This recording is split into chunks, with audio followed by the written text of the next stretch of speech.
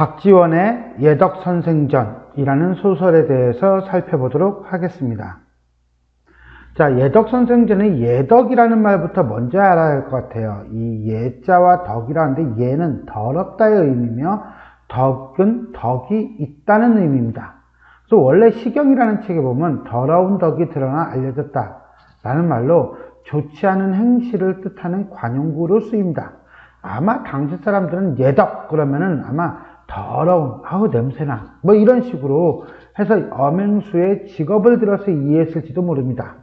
하지만 이 작품에 나타나는 선귤자는 예덕이라는 말에다가 뒤에 선생이라는 말을 붙입니다.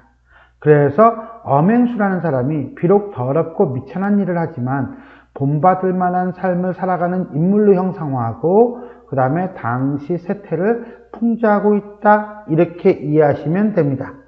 이 작품은 소설이기 때문에 좀 깁니다. 하지만은 현대소설처럼 발단, 전개, 위기, 절정, 결말의 형태를 띠기보다는 기, 서, 결이라고 하는 3단 구조를 띠고 있다라고 보시면 되겠습니다. 그래서 오늘은 기와 서 부분에 대한 얘기를 하고요. 결에 대한 얘기는요. 다음에 하도록 하겠습니다. 자, 본문을 볼까요? 선귤자에게, 선귤자라고 하는 건 스승의 이름이거든요. 선귤자에게 친구가 한 분 계시니 예덕선생이라고 하는 분이다. 선귤자 학자고요. 자목이라는 제자에게 참다운 교제란 무엇인가를 가르치는 인물입니다. 그러니까 결국은 이 글은 참다운 교제란 무엇인가부터 얘기하겠네요.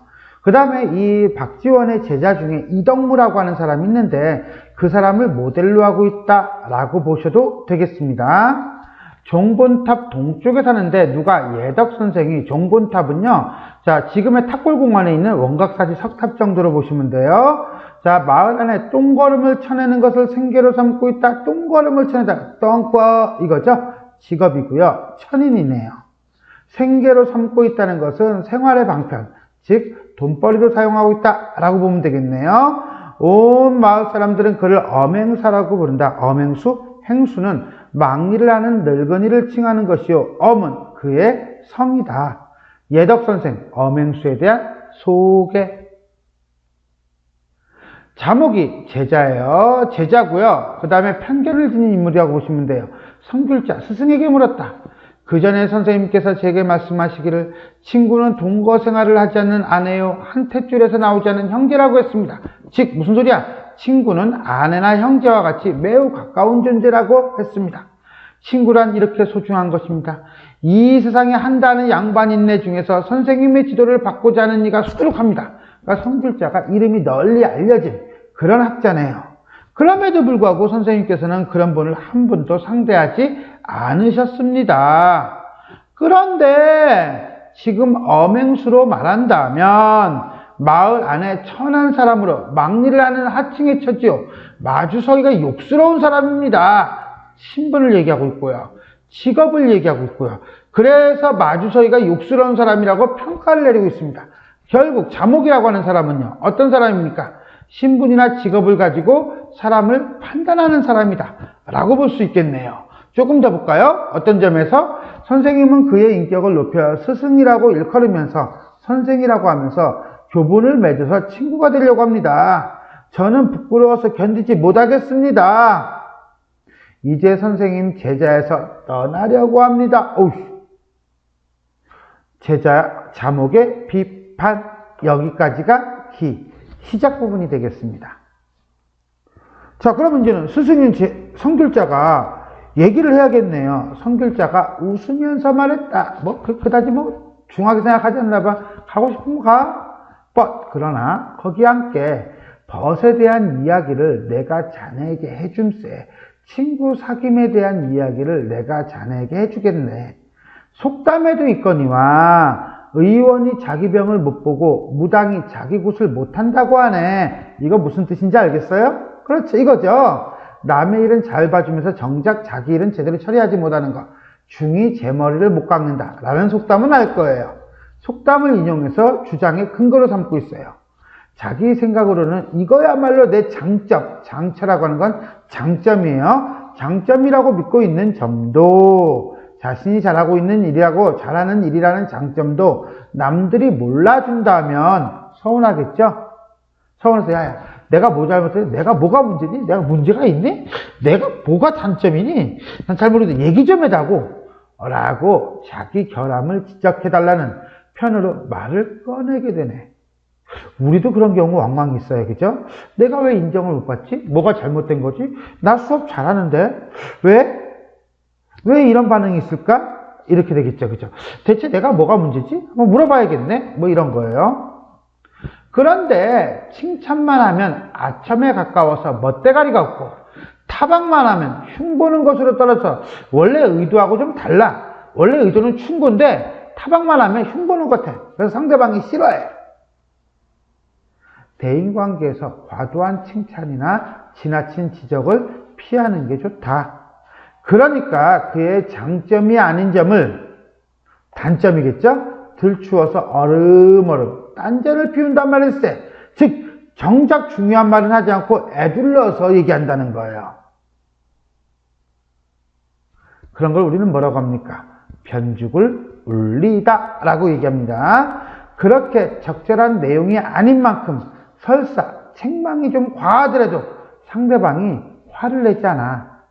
이게 말하기 방식이죠. 상대방의 단점은 적게 얘기하고 칭찬은 많이 얘기하고 대신 나의 단점은 많이 얘기하고 뭐 할 때? 상대방에게 무엇인가를 요구할 때. 그것은 그가 꺼리는 바가 아니기 때문이지. 그러다가 숨겨놓은 보물을 알아맞히듯이 슬그머니 그가 장점이라고 믿는 점을 언급한다면 하지만 너는 이런 거 잘하잖아. 난 그게 부럽더라. 야, 대단해. 라고 하면 상대방은 단점을 듣고 싶은 게 아니라 사실은 장점을 인정받고 싶었던 거죠. 그러니까 뭐예요? 마치 가려운 데나 긁어준 듯이 속마음으로 감격할 거야. 가려운 데를 긁는 것도 다 그 방법이 있는 거네. 등에 손을 댈 때는 겨드랑이에 가까이 가지 말고 가슴을 만질 때는 목을 건드리지 말아야 돼. 그때 겨드랑이라든가 목이라고 하는 건 상대방이 만지기 싫어하는 부분, 그 부분을 건드리지 마라. 상대방에 대한 칭찬도 요령껏 해야 한다. 세속적인 사귐의 요령. 칭찬 같지 않게 칭찬을 하게 되면 자기를 알아준다고 손목을 왈칵 잡으면서 야, 네가 진짜 내 친구야. 너만이 나를 아는구나 라고 얘기할 거야. 이렇게 벗을 사귀면 좋겠는가? 칭찬과 지적도 적절한 선을 지키는 게 세속적 교우관계에 대해서 얘기하면서 이게 진정한 교우관계인지를 묻고 있는 거예요. 사실은 그렇지는 않죠. 진실돼야 되죠. 몰라서 묻는 거예요? 아니죠. 일부러 그러는 거죠. 왜? 상대의 반응을 유도하려고. 자목이 손으로 귀를 가리고 내빼면서 뭐야? 듣고 싶다, 듣기 싫다. 듣기 싫다. 짜증나는 거죠. 선생님, 이건 선생님이 제게 장사치나 하는 일이나 하인놈이 하는 버릇을 가르치고 계십니다. 이건 양반이 하는 것이 아닙니다. 이건 진정한 어떤 친구 간의 관계가 아닙니다. 반박을 하는 거죠. 그런데 여기서 가만히 보세요. 장사치나 하는 일, 하인놈이 하는 버릇. 자신은 신분이 선비니까는 우월의식을 가지고 있으면서 하층민을 멸시하는 태도가 은근슬쩍 드러나고 있어요. 되게 편협한 사고를 가지고 있는 사람이라고 봐야 돼요. 성글자의 발화 의도를 제대로 파악하지 못하고 오히려 반발하고 있다 라고 보시면 되겠습니다. 세속적 교우하는 방법. 성글자가 말하였다. 그렇다면 자네가 부끄럽게 여기는 것도 과연 여기에 있는 것이로군. 신분이라든가 이런 거에 있는 게 아니라 어디에 있는 거야? 시정잡배나 하인들이 하는 교우에 있는 거로군. 표면적으로는 자목이 올바른 벗사김의 도리를 알고 있다고 인정하는 거예요. 하지만 이것은 말과 행동이 일치하지 않는 태도. 아까는 뭐였어요? 신분이, 직업이 이랬잖아. 그죠? 그걸 풍자하고 있다라고 보는 거죠. 대체로 장사치의 친구관계는 입속을 사귀고 최면을 차리는 양반네는 아첨으로 사귀네. 어떻게? 장사치의 벗은 아무리 친한 사이라도 3번 달라고 해서 멀어지지 않을 사람이 없고, 요거죠. 체면 차리는 거 아첨은 뭡니까? 원수를 여기는 사이라도 3번 주어 그러면 친해지지 않을 사람도 없단 말이에요. 아첨을 하면 다 받아들인다는 거죠. 당시 양반들의 교우관계에 대한 비판이죠. 이건 세속적 교우관계에 대한 비판이고요. 됐습니까? 자, 그렇기 때문에 입속으로 사귀어서는 지속되기 어렵고 아첨으로 사귀어서는 오래가지 못하는 법이네. 세속적, 즉 이해관계에 따른 교우관계는 오래 지속되기가 어렵다. 그럼 어떻게?